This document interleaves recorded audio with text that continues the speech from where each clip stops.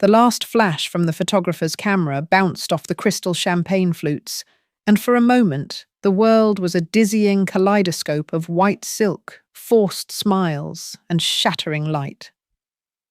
I blinked, bringing the scene back into focus.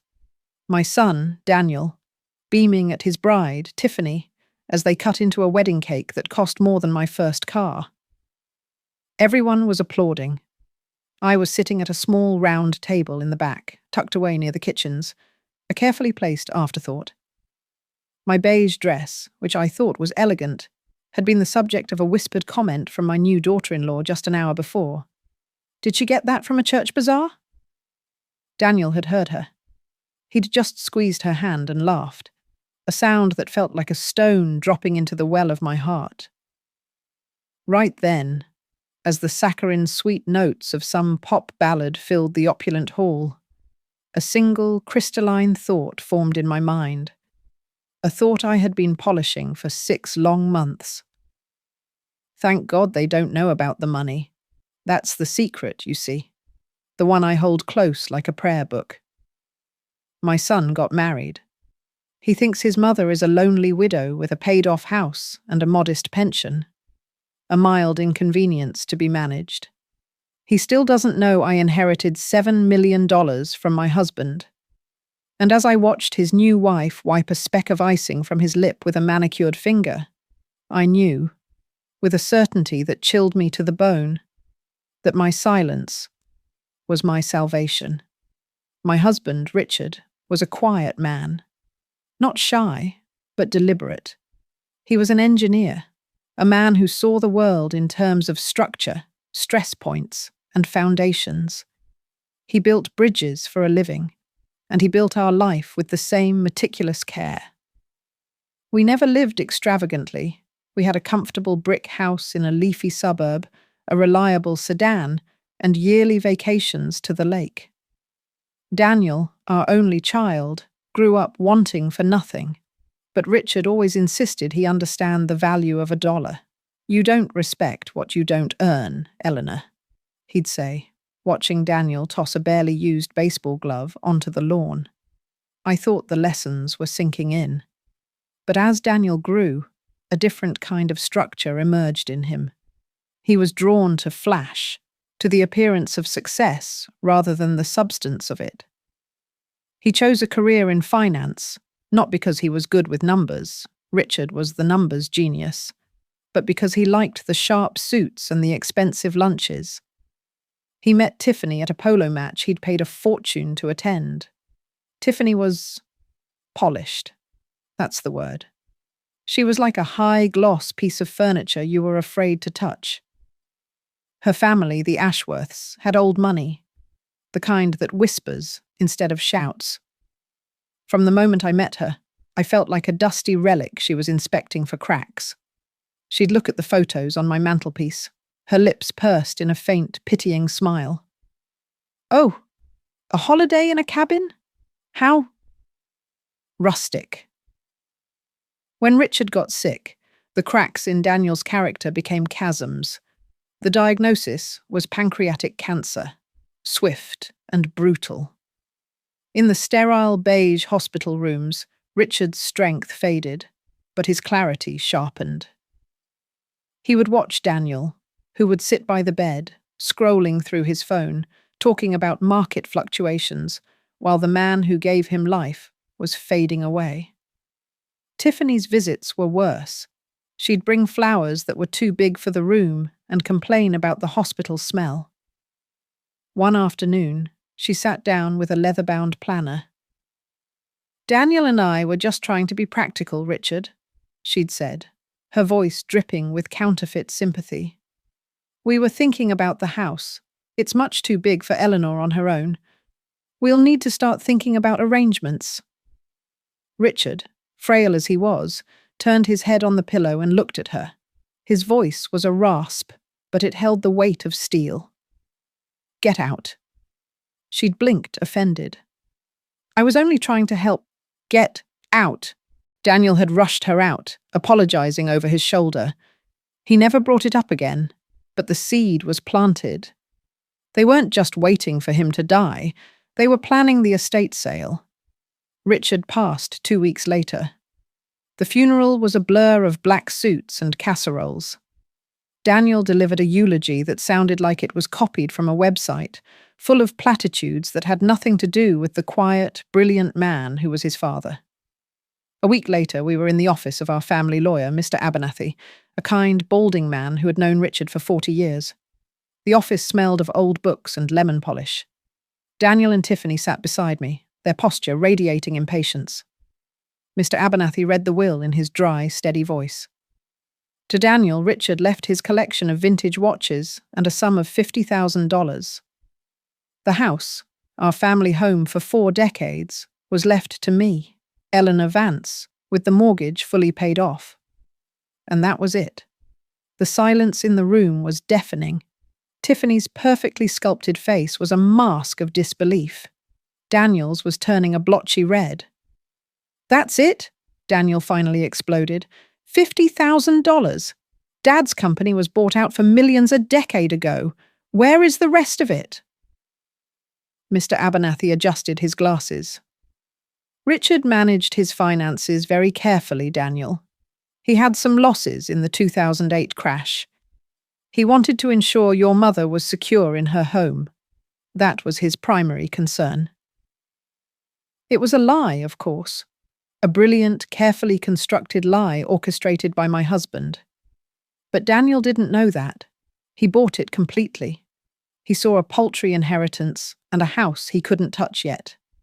The ride home was a nightmare. "He left it all to her," Daniel spat, gripping the steering wheel. "An old woman who doesn't even know how to pay bills online. What's she going to do with a 4-bedroom house? It's a waste. That equity could be our down payment on a proper home in the city."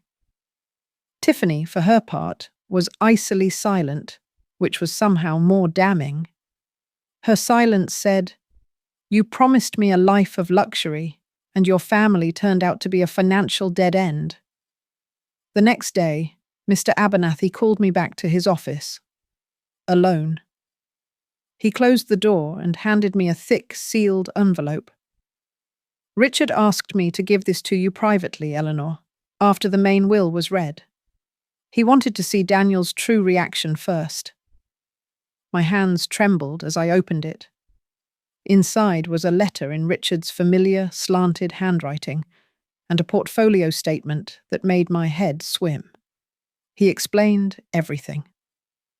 25 years ago, an old college friend had started a small software company. He needed seed money.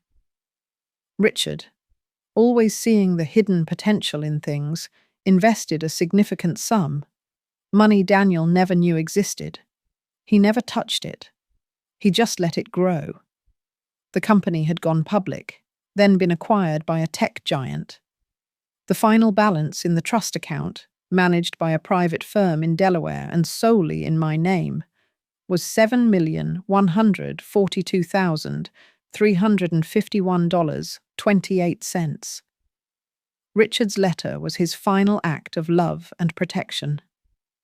"My dearest Eleanor," it began, "if you are reading this, then I am gone, and I am sorry to have left you. But I am not sorry for this. I have watched our son. I have seen the woman he has chosen. They see you as a stepping stone, and they see my life's work as their birthright. They will not value it because they did not earn it. This money is for you, for your security, for your peace, for your joy. Live with it. Travel. Be outrageously generous to strangers. Start a foundation. Buy a ridiculous sports car. Do whatever your heart desires. But do not, under any circumstances, let them know it exists. Let them think the house is all you have. Let them show you who they truly are. Their choices will be their own. My only choice is to protect you even now. All my love. Always. Richard." I sat in that dusty office and wept. I cried for my loss. But I also cried with a strange, fierce relief. Richard had seen it all. He had built one last perfect bridge, a bridge to save me from our son. And so, my new life began. A life of quiet, calculated poverty. The wedding was the culmination of their 6-month campaign. After the will reading, their visits became more frequent, each one a subtle reconnaissance mission. "Oh, Mum, this faucet is dripping. The plumbing in this old house must be costing you a fortune," Daniel would say, his eyes scanning the kitchen. "You know, Eleanor," Tiffany would chime in, running a finger along a dusty bookshelf. "My mother's friend, Marjorie, moved into the most charming senior living community. It's called Sunset Vistas. They have organized activities. You'd make so many friends your own age." They were circling like vultures. They saw me not as a grieving widow, but as a stubborn dragon sitting on a treasure they desperately wanted: the house. To them, the house wasn't a home filled with memories. It was a depreciating asset in the hands of an incompetent old woman. Its value, in our booming real estate market, was close to $1 million. Their $1 million. I played my part to perfection. I sighed about the rising cost of groceries. I forgot to pay the electricity bill once, letting the lights go out for a few hours until Daniel had to come over, grumbling, to sort it out. I wore my oldest cardigans and complained about the draft. "I just don't know how I'll manage, Danny," I'd say, my voice trembling ever so slightly. "Your father handled everything. I'm just so overwhelmed." It was masterful, if I do say so myself. They lapped it up. Their expressions would shift from annoyance to a predatory gleam of opportunity. Their trap was closing, but they didn't realize they were the ones walking into it. The wedding, as I said, was the turning point. Being seated by the kitchen, hearing that jibe about my dress, it wasn't just an insult, it was a declaration. I was no longer family. I was an embarrassment to be managed and eventually disposed of. As I drove home that night, the engine of my 10-year-old Buick humming its steady rhythm, I didn't feel sad. I felt a cold, hard resolve settle in my bones. Richard had told me to protect myself. This was how I would do it. My revenge would not be loud or explosive. It would be quiet, deliberate, and built with the same meticulous precision as one of Richard's bridges. It would be a structure of their own making, and they would walk across it willingly, never seeing the fatal stress points until it was too late. 2 months after the wedding, they made their move. They invited me over for dinner at their trendy, overpriced apartment, the rent for which I knew was crippling them. Tiffany served a bland quinoa salad and spoke in the slow, patronizing tone one uses for a child or a simpleton. "Eleanor," she began, placing her fork down with theatrical gravity, "Daniel and I have been talking, and we are so worried about you." "Worried?" I asked, feigning confusion. "All alone in that big, empty house," Daniel jumped in. "The upkeep, the property taxes. It's too much for you. We want to help you." Here it was, the grand pitch. "We've found a way for you to be secure, Mom. Truly secure for the rest of your life," he said, leaning forward, his eyes shining with false sincerity. "We want you to let us take over the house." "Take it over?" "Not for us, of course," Tiffany added quickly, a little too quickly. "For you. We'll sell it. The market is incredible right now. With the proceeds, we can set you up somewhere comfortable. We will find you a lovely room at Sunset Vistas, and we'll invest the rest for you, manage it, and give you a monthly allowance. You'll never have to worry about a single bill ever again." They saw it as the perfect solution. They get their $1 million prize, and their problem, me, is neatly tucked away in a facility, living off a small stipend they would control. They thought I was a doddering old fool who would be grateful. I looked from my son's eager face to my daughter-in-law's smug smile. I felt a pang of what might have been sorrow, but it was quickly extinguished by the cold fire of Richard's letter. "Let them show you who they truly are." I let a single, perfect tear roll down my cheek. I sniffled. "Oh, Danny, you've always been such a good boy. Are you sure? It would be such a burden on you." Their faces lit up. They were winning. It's not a burden, Mum. It's our duty. It's what family does, Daniel said, reaching across the table to pat my hand. His touch felt like ice. Over the next week, I agonized over the decision. I called them with fretful questions. They were endlessly patient, their greed making them masters of false compassion. Finally, I agreed. But I had one condition. I want it all done legally, I said, my voice wavering, so that you're protected. I want a contract, drawn up by Mr. Abernathy. It should state that in exchange for the house, you will be responsible for all my living and medical expenses for the rest of my natural life. Everything. Housing, food, healthcare, everything. That way, I know for sure I'm not a burden. They practically fell over themselves to agree. A contract? Drawn up by my own lawyer? It was perfect. It made them look like saints. They imagined the wording would be vague, that they could stick me in the cheapest room in the state and pocket the rest. They didn't know I had spent 2 long meetings with Mr. Abernathy, going over every single word, every clause, every loophole. Mr. Abernathy, loyal to Richard to the end, crafted a document that was a work of art, a gilded cage they would build for themselves. The signing was at Mr. Abernathy's office. Daniel and Tiffany were dressed to the nines, as if attending a coronation. They signed the contract with flourish, their pens gliding across the paper. I watched Daniel's signature, the same confident scrawl he'd had since high school, seal his own fate. They thought they were signing their ticket to the good life. In reality, they were signing a confession of greed, of callousness, of utter disrespect for the woman who raised him and the man whose legacy they were so eager to squander.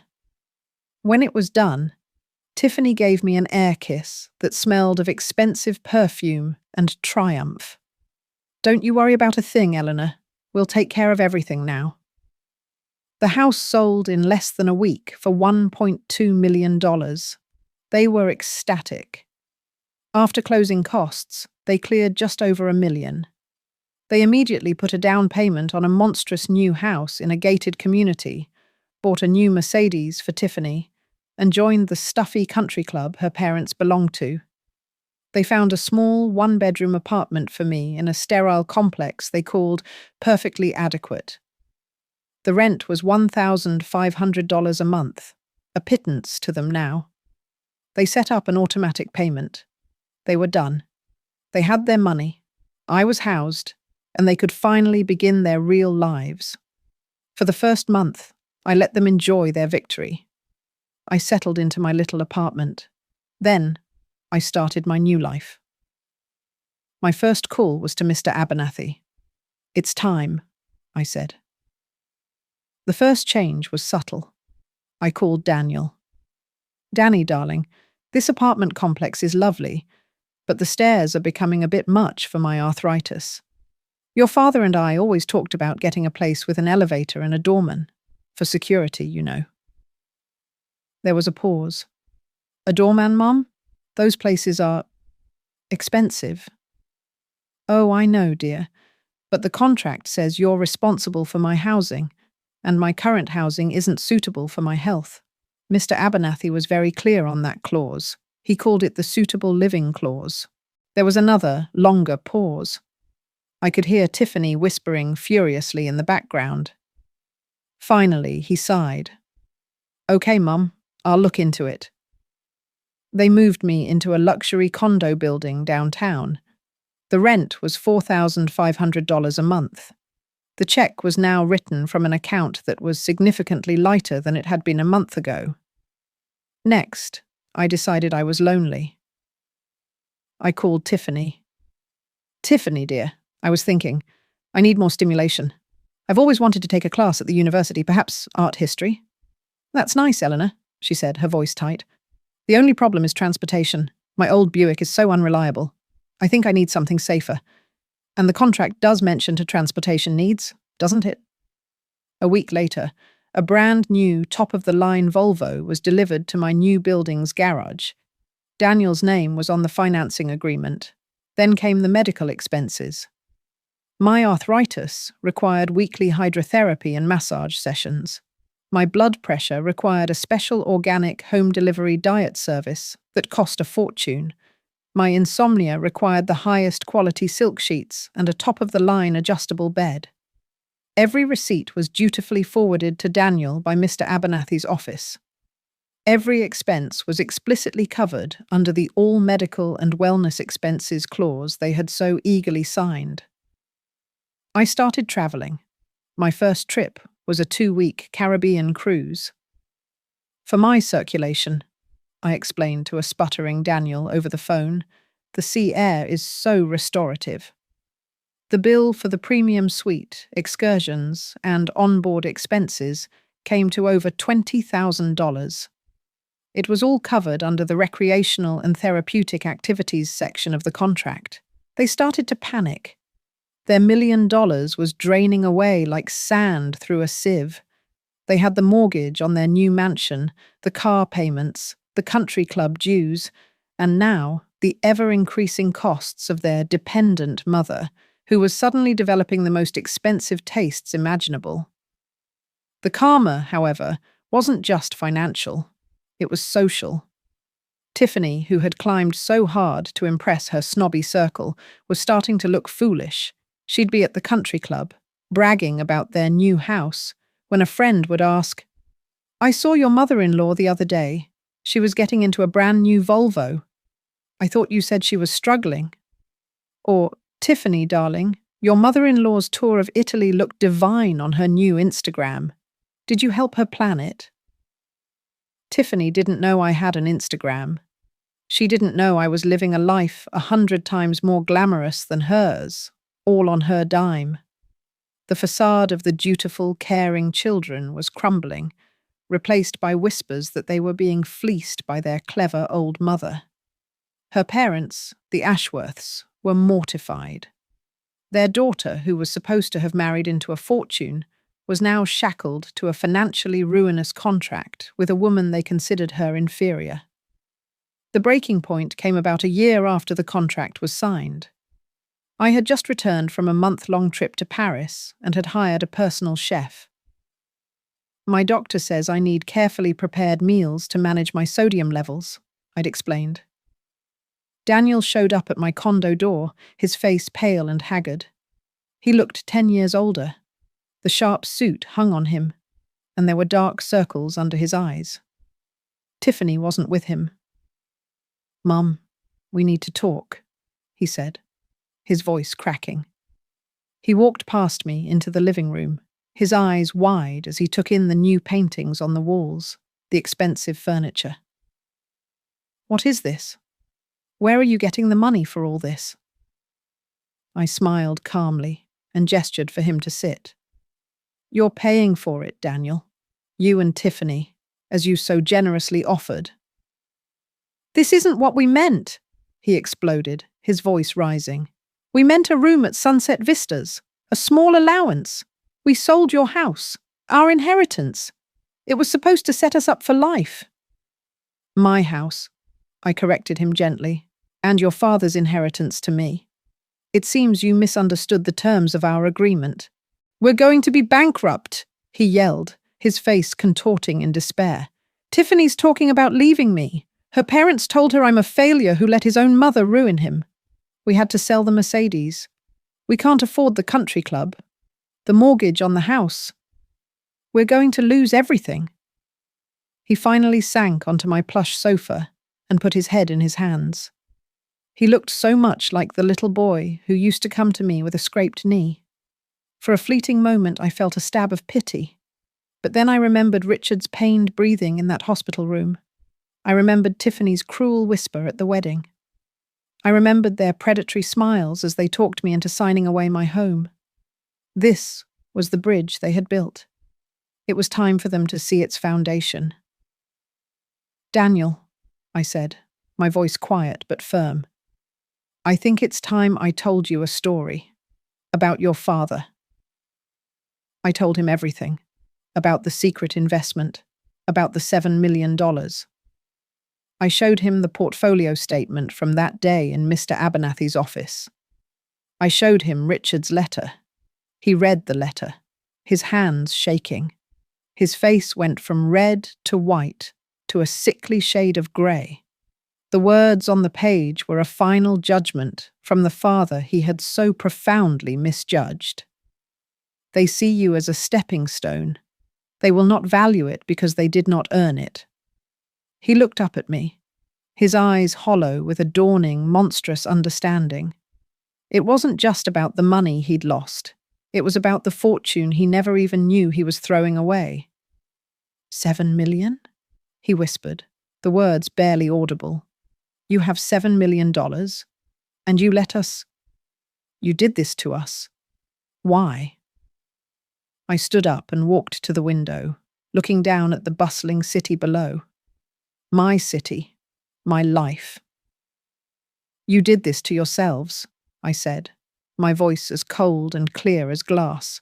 Your father knew. He knew your heart, Daniel. He knew you saw him as a bank account, and me as a burden. He gave you a test. He left you $50,000 to see what you would do. Would you be a good son? Would you care for your grieving mother? Ensure she was safe? Honor his memory? I turned back to face him.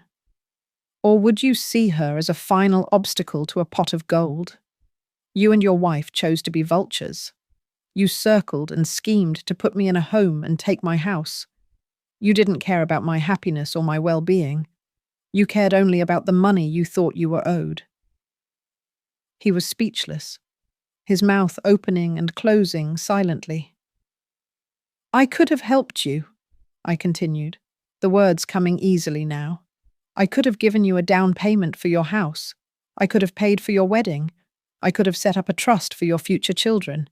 This family could have been blessed for generations. But to receive a gift, you must be worthy of it. You must have a grateful heart. You have a greedy one. The contract, he stammered.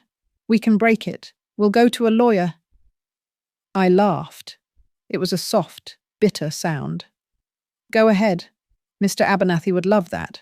It's an ironclad contract that you both signed, willingly and eagerly in his presence. You will continue to pay for my suitable living for the rest of my life. And Daniel, I am in excellent health. I plan to live a very, very long time. I might even take up skydiving. The reality of his situation crashed down on him. There was no escape. He was trapped. He hadn't just lost the $1 million from the house. He was now indebted for hundreds of thousands more over the course of my lifetime, a debt he had no way to pay. That was the last time I saw him for a long while. The karma, as it turned out, was harder and faster than even I had anticipated. 2 months later, they declared bankruptcy. They lost the monstrous house. Tiffany, true to her word, left him. She and her family scrubbed him from their lives as if he were a stain on their reputation. Her parting shot, I heard later, was, "You couldn't even outsmart your senile mother." Daniel was forced to move into a tiny, run-down apartment on the worst side of town. He lost his high-flying finance job because the bankruptcy flagged him as a risk. He ended up taking a job as a clerk at an insurance company, the kind of soul-crushing work he had always looked down upon. He had nothing. No wife, no house, no money, no father, and for all intents and purposes, no mother. He had traded it all for a ghost of $1 million. Sometimes I wonder if I went too far. I sit in my beautiful condo, surrounded by art and comfort, and I think of my son, alone in his sad little apartment. But then I remember Richard's letter. This wasn't just my revenge. It was the fulfillment of his final wish, to protect me, and to let Daniel's own character be his ultimate reward, or in his case, his punishment. I used the money as Richard would have wanted. I endowed a new research wing at the hospital where he spent his final days. I set up a scholarship fund for engineering students at his alma mater. I found his niece, Sarah, my sister's girl, who had always been so kind to us, and I paid off her student loans and helped her start her own small business. I spread the wealth, his legacy, to people with grateful hearts.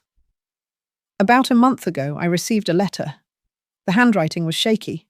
It was from Daniel. It wasn't a request for money. It was just 12 words, scrawled on a cheap piece of paper. I'm sorry, Mum. Dad was right. About everything. I understand now. I haven't written back yet. I'm not sure if I will. A bridge, once burned, is a difficult thing to rebuild. And my husband, the master bridge builder, isn't here to show us how. For now, I have my peace, my freedom, and the quiet satisfaction of knowing that I honored my husband's memory in the only way I could. I protected his life's work from the one person he never imagined he'd have to protect it from, his own son. And for that, every single day, I thank God.